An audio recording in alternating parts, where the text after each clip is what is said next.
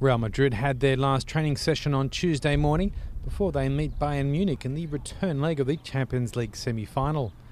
The full squad trained at the club sports complex at Valdebebas.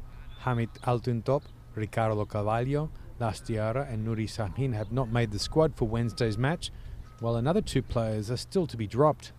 Although the Whites have the home advantage, they have to turn around a 2-1 loss from the Allianz Arena. As one of Europe's most successful coaches, Jose Mourinho talked about his experience with Champions League semi-finals. I lost already 3 semi-finals. This one I hope to win. I hope to win this one. But again, I was not lucky because I lost the first leg with a goal that was not a goal. That was offside.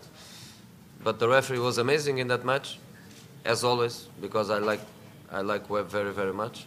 Midfielder Esteban Granero admitted that it's now the important part of the season and spoke highly of his team. As the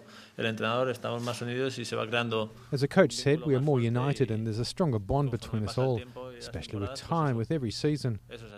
We are proud to say there exists a strong relationship both within the squad and with the coaching staff.